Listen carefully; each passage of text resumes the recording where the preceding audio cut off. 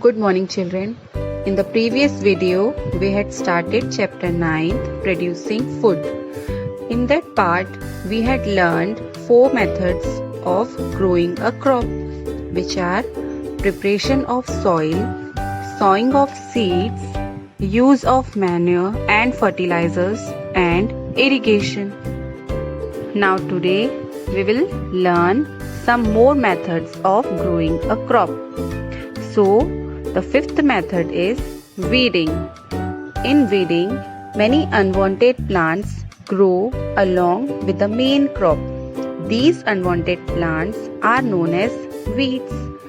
They compete with the main crop for water, nutrients and sunlight and retard the growth of main crop. So, weeds must be removed.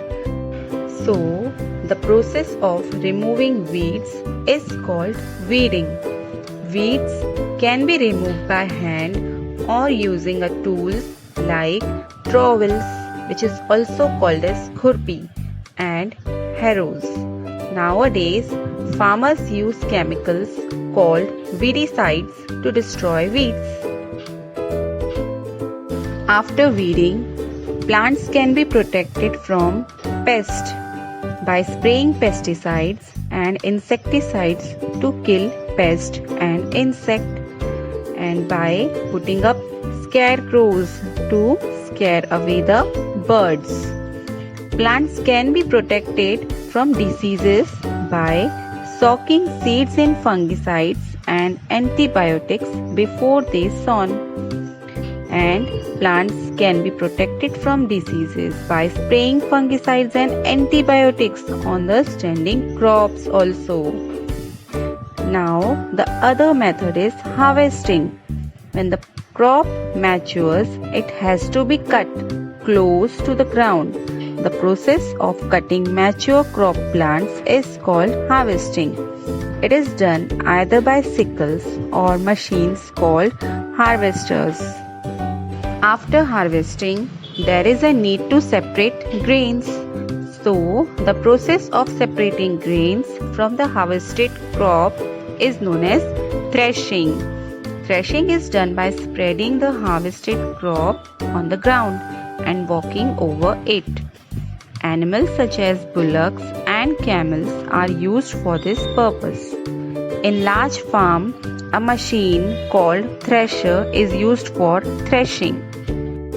After threshing, the chaff is removed from the grains by wind. This is known as winnowing. In this process, the threshed grains are made to fall from a certain height. The seeds, being heavier, fall directly on the ground, while the light chaff falls separately and the wind blows it away. The harvested grains are dried in the sun. The clean grains are then put in the gunny bags and transported to godowns known as granaries or silos. It is a dry, cool place protected from rats, insects and birds. Children, do you know festivals such as Baisakhi, Bihu, Onam and Pongal are associated with the harvesting season. The harvested grains stored in granaries or silos are transported in trucks to the wholesale market for sale. Shopkeepers and vendors buy food grains from these wholesale markets. We buy food grains from the shopkeepers. The food grain bought by us are cooked and eaten. This is how we get our food.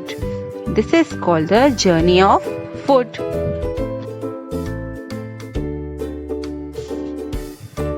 Farming is divided into types. One type of farming practice is subsistence farming. In subsistence farming, many farmers have their own small fields. All the members of the family work in the field. The yield from this farming is enough only for the farmer's family. There are some problems faced by small farmers. Small farmers who practice subsistence farming generally depend on rain for their crops. They are poor, so they borrow money to buy seeds and fertilizers.